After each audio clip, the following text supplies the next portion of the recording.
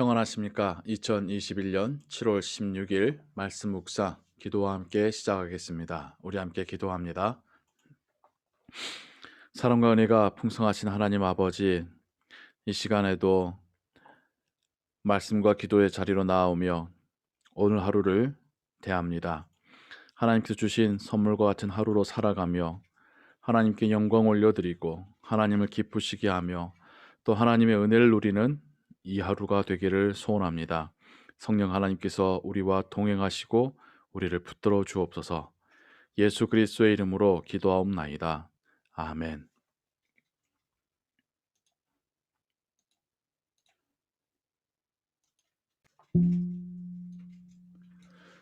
오늘 읽으실 성경은 사무엘하 19장에서 21장입니다.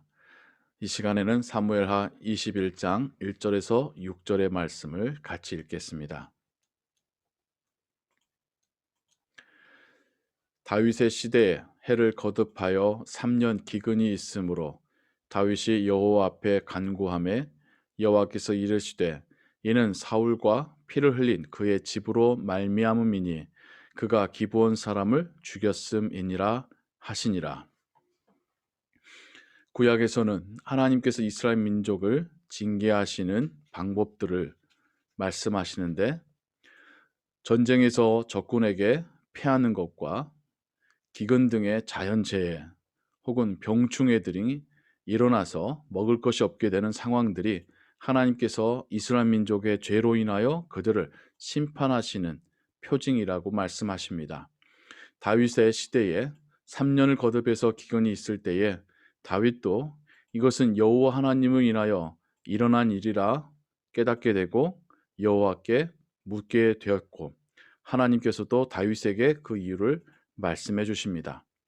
기브온 사람은 모세와 여호수아의 시대에 가나안 땅에 들어온 이스라엘 민족이 가나안 사람들을 함께 전쟁하고 또 그들을 몰아내던 때에 가나안 족속 중에 한 족속이었고 그들은 다른 가나안 족속들과는 달리 투항하고 이스라엘 민족 가운데 함께 살기를 선택한 사람들이죠. 그래서 하나님은 그때에 그들을 이스라엘 민족의 하나로 받아 주셨습니다. 그리고 그 이후로 기브온 사람들은 특별히 성막에서 장작을 패고 물을 깃는 일, 그래서 이스라엘 민족을 섬기는 일을 하며 지금까지 살아오고 있었습니다. 그런데 사울의 집이 기브온 사람들을 죽였었다라고 말하고 있습니다. 기브온 사람은 이스라엘 족속이 아니요 그들은 아모리 사람 중에서 남은 자라. 이스라엘 족속들이 전에 그들에게 맹세하였거늘 사울이 이스라엘과 유다 족속을 위하여 열심히 있으므로 그들을 죽이고자 하였더라. 이에 왕이 그 기브온 사람을 불러 그들에게 물으니라. 사울이 이스라엘과 유다 족속을 위하여 열심히 있었다. 이 말은 무슨 말이냐면 이스라엘과 유다 족속의 원하는 바를 들어주려고 혹은 그들의 마음에 들으려고 그들에게 왕으로서 환심을 사려고 했었던 것이고요. 그래서 여전히 가나안 땅에 남아 있었던 기브온 족속을 멸살하려 하였다는 것입니다.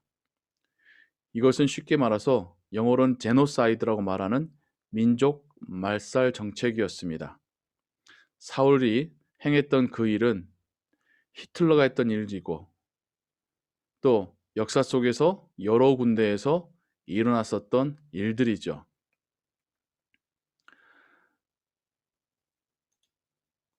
다윗이 그들에게 묻되 내가 너희를 위하여 어떻게 하랴?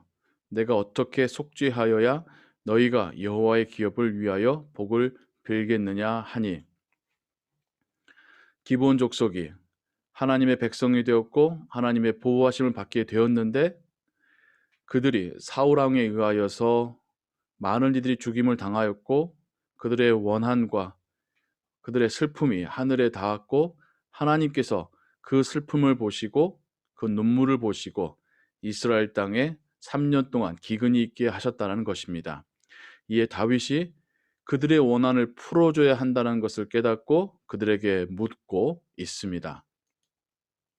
기브온 사람이 그에게 대답하되 사울과 그의 집과 우리 사이의 문제는 은금, 돈에 있지 아니하오며 이스라엘 가운데에서 사람을 죽이는 문제도 우리에게 있지 아니하니이다. 복수하는 것이 자신들의 자격이나 능력에 있지 않다라고 말하는 거죠. 왕이 이르되 너희가 말하는 대로 시행하리라. 그들이 왕께 아뢰되 우리를 학살하였고 또 우리를 멸하여 이스라엘 영토 내에 머물지 못하게 하려고 모해한 사람의 자손 7사람을 우리에게 내주소서. 여호와께서 택하신 사울의 고을 기브아에서 우리가 그들을 여호와 앞에서 목매어 달겠나이다 하니 왕이 이르되 내가 내주리라 하니라. 이것은 하나님의 말씀입니다. 이어지는 성경의 이야기는 그렇게 해서 다윗이 사울의 자손 중에서 하지만 그가 요나단에게 약속했었던 요나단의 아들 무비보셋은 제외한 다른 아들들을 내어주었고 그들을 기브아 사람들이 교수형에 처한 이후에야 비로소 그들의 원한이 풀어지고 또 하나님께서도 또 이스라엘 땅을 용서하셨다라는 이야기가 이어서 나옵니다. 물론 우리에게는 복수한다라거나 그래서 대신 상대방의 사람 7을 목매어 다룬다던가 이런 것들이 불편하기도 하고 섬뜩하기도 하고 우리의 문화와 정서에는 아직 맞지 않는 이야기죠. 이것은 2000년도 넘은 그 예전 시대에 있었었던 그 시대 속에서의 정의를 회복하는 이야기입니다. 이 이야기에 담겨져 있는 주된 메시지는 하나님의 공의입니다. 하나님께서 그 백성으로 삼으신 이들의 그 눈물과 원한에 대하여서 하나님이 공의를 회복하신다라는 이야기가 이 이야기의 핵심 메시지입니다. 심지어 그들이 하나님의 택하신 백성이 아닌 이방인이었다 할지라도 한번 하나님의 백성이 된 이후로는 하나님은 그들을 보호하심을 이스라엘 민족을 보호하시는 것과 똑같이 하시더라는 것입니다. 그렇게 우리가 하나님의 자녀가 되었고 하나님의 가족으로 포함이 되었고 하나님의 동일한 은혜와 사랑과 보호를 받고 있습니다. 그러면서 하나님의 공의에 대해서도 다시 한번 생각해 보게 됩니다. 하나님은 물렁한 하나님이나 속 좋아서 쉽게 용서하고 있는 하나님이 아니십니다. 그 누구보다도 옳고 그름에 분명하시고 기억하시고 잘못된 일에는 징계하시는 하나님, 그런 공의의 하나님이 우리가 또한 믿고 사랑하는 하나님이십니다. 하나님은 이 세상을 향하여서 그 공의를 행하고 또 계시고 앞으로도 행하실 것입니다. 하나님의 공의의 마지막 결정판이 사단을 영원히 가두는 무적행, 지옥일 것입니다. 그리고 그 사단을 벌함으로 우리에게 행했었던 사단의 악행들, 우리에게 사단이 주었던 고통들에 대한 원한을 하나님께서는 갚으시고 공의를 회복하실 것입니다. 그 하나님이 또 우리를 용서하시고 우리를 사랑하시기 위해서 우리에게 공의를 베푸셔야 될, 공의를 회복하셔야 될 그 하나님이 예수 그리스도의 피로 우리의 죄값을 대신 받으심으로 공의도 회복하시고 또 우리를 향한 사랑도 행하셨다라는 것, 이것이 성경에서 우리에게 말씀하는 하나님입니다. 우리가 하나님의 자녀가 되었음이 너무나도 큰 은혜이고 축복임을 깨닫기를 원합니다. 하나님의 자녀로 살면서 죄 짓는 것을 두려워할 줄 알기를 원합니다. 우리에게 행하는 세상 사람들과 사단의 악행에 대하여서 하나님께서 공의를 세우실 것을 또한 믿고 인내하시기 바랍니다. 그러할 때 우리가 예수 그리스도의 성품을 닮아 다른 사람을 용서할 수 있고 기다릴 수 있고 또 하나님을 의지하며 살아갈 수 있게 될 것입니다. 오늘 하루도 하나님을 믿고 의지하며 하나님의 막대기와 지팡이와 함께 살아가시는 오늘 하루 되시기를 주님의 이름으로 축원합니다. 기도하겠습니다. 하나님 아버지, 이방인이었지만 하나님의 백성 중에 하나가 된 기브온의 눈물을 보시고 공의를 회복하시는 하나님, 동일한 하나님이 또 우리를 자녀 삼으셨고 우리를 동일하게 보호하시고 지켜주시며 우리의 원한을 특별히 사단에 대하여서 징계하실 것을 분명하게 약속하신 하나님이심을 믿습니다.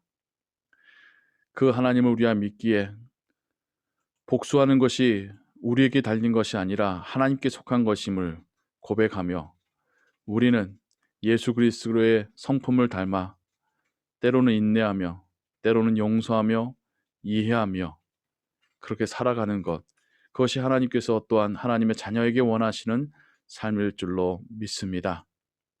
오늘 하루도 사단에게 지지 않고 선으로 악을 이기며 살아가는 하루가 되게 하여 주옵소서. 예수 그리스도의 이름으로 기도하옵나이다. 아멘. 주기도문 고백합니다.